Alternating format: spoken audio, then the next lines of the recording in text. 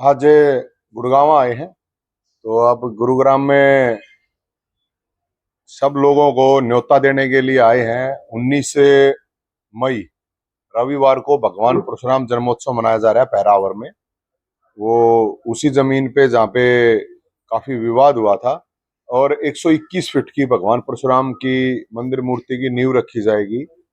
और जिन लोगों ने इस दौरान संघर्ष किया था उन सब लोगों को मान सम्मान दिया जाएगा। और 36 बिरादरी के लोगों का न्योता है, क्योंकि भगवान परशुराम है वो सबके देवता है, न्याय के देवता है। वही भगवान परशुराम जिन्होंने भगवान श्री कृष्ण को सुदर्शन चक्कर दिया था, श्री राम जी को जिन्होंने धनुष दिया था। तो पूरे हरियाणा के अलावा ये दिल्ली, राजस्थान, यूपी तक के लोग आएंगे। तो गुरुग्राम के सभी लोगों को इस चीज का न्योता दे के हम जा रहे हैं। देसी घी का वहां पे भंडारा होगा।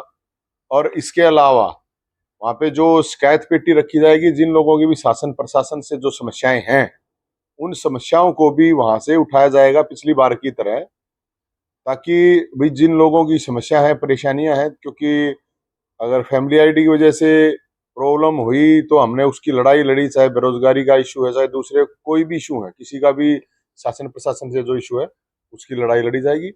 और इसके अलावा क्योंकि चुनाव चल रहे हैं तो आपको बताएंगे वो पूरा गैर राजनीतिक प्रोग्राम है, कोई राजनीतिक प्रोग्राम नहीं है। और इसके अलावा चुनाव आए हुए हैं तो हम लोगों से भी अपील करेंगे कि ज्यादा से ज्यादा नोट डालें, वोट डालें, चाहे वो नोटा पे ही डालें।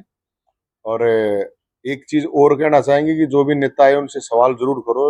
अगर जनता सवाल नहीं करेगी तो फिर समाधान भी नहीं होना किसी चीज का। तो एक अपील है कि अपना भाईचारा बनाए रखें, नेताओं के चक्कर में लड़े ना। और एक मेरी बड़ी अपील ये है कि इस दौरान शराब पार्टियों से या नेताओं से शराब लेके ना पिए, क्योंकि शराब जहरीली भी मिल सकती है, नकली भी मिल सकती है। और 100 रुपए की शराब आपको 1000 रुपए की बोतल में मिल सकती है, तो ये दूध ले सकते हैं। तो मेरी यही एक अपील है, मतदाताओं से भी अपील है। बाकी यही है कि चाहे सत्ता पक्ष के हो चाहे विपक्ष के, उन नेताओं से पूछना चाहिए सत्ता पक्ष में थे तो उन्होंने किया क्या, और अगर वो विपक्ष में थे तो उन्होंने संघर्ष क्या किया। और जब तक लोग नहीं पूछेंगे सवाल तो तब तक तो समस्याओं का समाधान नहीं होगा। तो आज गुड़गांव में आए थे, तो गुड़गांव में न्योता देने के लिए ये आए। कोई सवाल है तो आप। आपने चुनाव की बात की, राजनीति की बात की, आप उनकी सरकार बनती है। ये हमें कुछ पता नहीं है, मैं क्योंकि किसी राजनीतिक पार्टी में हूँ नहीं। तो और ना मैं कोई पॉलिटिकल एनालिसिस कर सकता कि इस तरह से सर्वे करने वाला तो मैं हूँ नहीं। ये तो जनता बता सकती है आपको कि भाई किसकी सरकार बनेगी किसकी नहीं बनेगी।